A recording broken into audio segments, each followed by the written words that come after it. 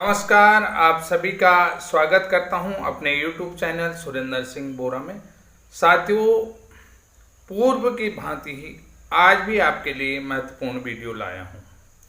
जैसा कि मैं पूर्व में भी आपको बता चुका था, मैंने कहा कि जो बीएड प्रशिक्षित उम्मीदवार प्राथमिक शिक्षक के रूप में नियुक्ति पा चुके हैं तो उनकी नियुक्तियां रद्द नहीं होंगे, वो शिक्षक बरकरार रहेंगे।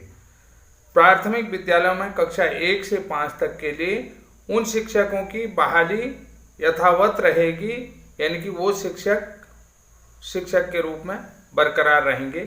उनकी नियुक्तियां किसी भी प्रकार से रद्द नहीं होंगी। खासकर मैंने मध्य प्रदेश के कॉन्सेप्ट में भी कहा था, मध्य प्रदेश के फेवर में भी ये बात कही थी, और उत्तर प्रदेश 69,000 शिक्षक के फेवर में भी ये बात कही थी। बंगाल जो शिक्षक नियुक्त हैं उनके फेवर में भी ये बात कही।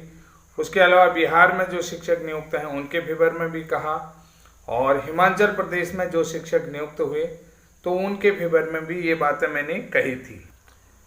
कल के आपने सुप्रीम कोर्ट की सुनवाई देख ली होगी, दीपांकर गौरव वर्सेस स्टेट ऑफ बिहार वाले केस के मैटर में। ये चीज़ें साफ आपने समझ ली होंगी, साफ तरीके से इसको देख लिया होगा, और आप लोग भी जानते ही हैं कि साथियों, मैंने जब मध्य प्रदेश के फेवर में बात कही तो बहुत सारे लोग यही कह रहे थे कि ये जो भर्ती प्रक्रिया है ऑलरेडी सुप्रीम कोर्ट के डिसीजन के अधीन है, यानी कि फाइनल जो आउटकम रहेगा वो सुप्रीम कोर्ट के डिसीजन के आधार पर रहेगा। तो ये जो भर्ती है तो ये रद्द होगी, बीएड वाले बाहर होंगे। कुल मिलाकर के मध्य प्रदेश में एससी के भी आंकड़े जुटा लिए हैं, वहाँ भी सीटें वैकेंट बची हुई हैं। और अब जब कल का डिसीजन है तो जब बिहार की जब बात आई तो बिहार जो नियुक्त शिक्षकों की बात आई तो उसको लेकर के जो केस लगा हुआ था, वहीं पर जो है कि आपने देखा होगा उत्तर प्रदेश का भी मैटर लगा हुआ था। उत्तर प्रदेश 69,000 शिक्षक भर्ती की बात आई तो जज साहब यानी कि जस्टिस अनिरुद्ध बोस के बेंच में जब ये बात आई तो तब उन्होंने, जो डीएलएड के एडवोकेट थे, तो उन्होंने 69,000 शिक्षक भर्ती में लगभग 41,000 बीएड वाले हैं। तो जैसा आपने एक ही पॉइंट कहा कि ये कब की भर्ती है, तो तब उनके तरफ से यानी कि जस्टिस बेला त्रिवेदी ने कहा ये तो मामला निपट चुका है। तो जज साहब ने कहा कि ये कब की भर्ती है, तो तब वहां से उत्तर मिला कि ये लगभग 2020 की भर्ती है, जो लोग 3 साल से ऑलरेडी नौकरी कर रहे हैं। तो जज साहब का पूरी तरीके से इंटेंशन साफ है कि यानी कि जो शिक्षक यानी कि जो बीएड प्रशिक्षित है, सुप्रीम कोर्ट का जो डिसीजन आया है 11 अगस्त 2023 के बाद से प्राथमिक स्कूलों में शिक्षक के रूप में बीएड वाले मान्य नहीं होंगे, यानी कि जो प्राथमिक स्कूलों में शिक्षक की नियुक्ति में बीएड मान्य नहीं होगा। ये बात लगभग तय है, यानी कि 11 अगस्त के डिसीजन के बाद बीएड वालों को प्राइमरी में नहीं लिया जाएगा। अब वो तो बात की बात है कि लंबा केस करेगा, लेकिन ये उन लोगों के कॉन्सेप्ट में कर रहा हूँ, उन लोगों के लिए कंक्रीट कर रहा हूँ, यानी कि आपको वहाँ जोड़ रहा हूँ कि जो लोग ऑलरेडी बीएड वाले नियुक्ति पा चुके हैं, यानी कि उन लोगों की नियुक्ति जो है कि साफ बच गई। अब यहाँ पर जो है कि बिहार के 3,90,000 बीएड पास अभ्यर्थियों को यहाँ पर झटका भी लगा है, क्योंकि देखिए बीएड जो युवा संघ है बिहार का, तो उन्होंने जो है कि नियुक्ति के परिणामों में रोक लगाने के लिए सुप्रीम कोर्ट में याचिका डाली थी, क्योंकि बीपीएससी ने बीएड को भी जो शिक्षक भर्ती एग्जाम था या तो उस एग्जाम में जो शिक्षक भर्ती कंपटीशन था, उस कंपटीशन में बीएड वाले भी बैठे थे। तो उस कंपटीशन में जो है कि जो बीएड वाले पास हुए हैं, तो बीएड वालों का रिजल्ट जो है अब परिणाम जारी नहीं किया, बाकी जो है कि डीएलएड वालों की परिणाम जारी करके जो काउंसलिंग प्रोसेस है उसको आगे बढ़ा दिया। तो बीएड युवा संघ की तरफ से कहने का मतलब है कि जब सुप्रीम कोर्ट में याचिका लंबित है तो बीपीएससी ने परिणाम जारी नहीं करनी चाहिए। जो नियुक्ति का जो परिणाम है, यानी कि उसका परिणाम, नियुक्ति के परिणाम को जारी नहीं करना चाहिए था, लेकिन बीपीएससी ने ऐसा नहीं किया। तो इसके बाद ये भी एक चीज़ क्लियर हो गई कि यानी कि जो सुप्रीम कोर्ट का डिसीजन 11 अगस्त 2023 का डिसीजन है, तो वो डिसीजन रेट्रोस्पेक्टिव रूप से लागू नहीं होगा, यानी कि 11 अगस्त से पहले लागू नहीं होगा, 11 अगस्त के बाद लागू होगा, जिस तरीके से जज साहब का इंटेंशन लग रहा है कि यानी कि प्रोस्पेक्टिव रूप से लागू हुआ है। अब प्रोस्पेक्टिव रूप से अगर लागू होता है, देखिए यहाँ पर दो बातें निकल के आ रहे हैं। एक कह रहा है कि 11 अगस्त 2023 के बाद बीएड वाले शिक्षक के रूप में मान्य नहीं होंगे, ठीक। दूसरी बात है कि सुप्रीम कोर्ट का जो 11 अगस्त का डिसीजन है वो प्रोस्पेक्टिव रूप से लागू होगा, यानी 11 अगस्त के बाद होगा।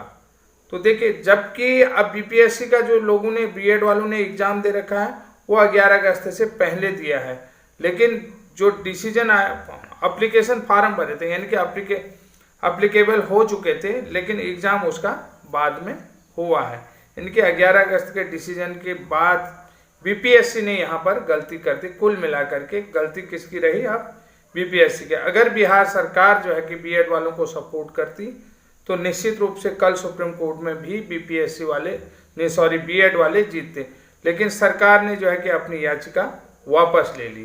तो याचिका वापस लेने के कारण से जो है कि यहाँ पर बिहार में बीएड का पूरी तरीके से प्राथमिक शिक्षक भर्ती से बाहर हो चुके।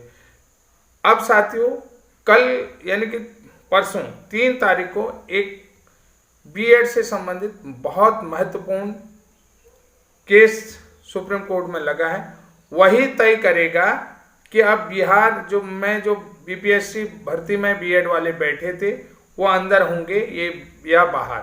अगर रेट्रोस्पेक्टिव रूप से तो लगभग जज साहब के संज्ञान में है कि इसे नहीं लगाना है, क्योंकि लाखों टीचरों का नुकसान हो रहा है। लाइव एंड लाइबिलिटीज का आजीविका का सवाल है, जीवन जीने का सवाल है, ये तमाम संविधान के एक्ट हैं, इन एक्टों के तहत। लेकिन आप देखिए, प्रोस्पेक्टिव रूप से लागू करते हैं तो बीपीएससी ने जो है कि इन लोगों को, क्योंकि भर्ती प्रक्रिया पहले की है, तो और बीपीएससी ने इनको उसमें बैठा रखा है। अब यहाँ पर देखिए, कोर्ट कहता है कि ये शामिल होंगे, तो यहाँ पर जो है कि अर्नव घोष बनाम union of India, diary number 39986/2023 है, 3/11/2023, 3 नवंबर को जस्टिस अनिरुद्ध बोस और जस्टिस बेला त्रिवेदी के कोड नंबर 16 में ये केस सुना जाएगा। और ये केस वैसे भी बहुत महत्वपूर्ण होने जा रहा है। इस केस में देखिए, क्लेरिफिकेशन एंड मॉडिफिकेशन वाली जो याचिका है, ये तय करेगा कि सुप्रीम कोर्ट का जो बीएड के अगेंस्ट जो डिसीजन आया है 11 अगस्त का, वो कब से लागू होगा। साथियों, यही चीज यहाँ पर बताना है और इसी के कारण से प्रॉब्लम हो रही प्राथमिक शिक्षक भर्ती। अगर यहाँ पर ये क्लियर हो जाता है तो बीएड वाले फिर अपना दावा प्राथमिक शिक्षक भर्ती के लिए नहीं करेंगे, चाहे वो 18 से 23 के बीच 5 साल के बीच हों या 18 से पूर्व के हों, तो वो लोग अपना दावा यहाँ पर नहीं करेंगे। लेकिन जो पूर्व की भर्ती, हाँ, जिस चीज़ के लिए मैं लड़ रहा था, निश्चित रूप से वो बातें हो रही कि मध्य प्रदेश के जो बीएड नियुक्त शिक्षक है उनकी नौकरियां सेफ रहेंगी, उत्तर प्रदेश के जो नियुक्त शिक्षक है उनकी नौकरियां सेफ रहेंगी, बिहार के जो बीएड नियुक्त शिक्षक है उनकी नौकरियां सेफ रहेंगी, बंगाल के जो नियुक्त शिक्षक है उनकी नौकरियां सेफ रहेंगी। ये काफ़ी पॉजिटिव बातें हैं और काफ़ी अच्छी बातें हैं। लेकिन कुल मिलाकर के आगे देखिए, बिहार में बीएड को झटका लगा है 3,90,000 को, क्योंकि बिहार बीपीएससी के जो काउंसलिंग है उस काउंसलिंग में अब बीएड वाला शामिल नहीं होगा। ये बात आपने समझ लिया होगा। अब 3 तारीख को जो है अर्नव घोष बनाम यूनियन ऑफ इंडिया का ये केस है। ये केस कितना महत्वपूर्ण है इस बात को आप समझ सकते हैं निश्चित रूप से, और इस बात को समझने की भी ज़रूरत है। देखिए कोर्ट क्या डिसीजन देता। वैसे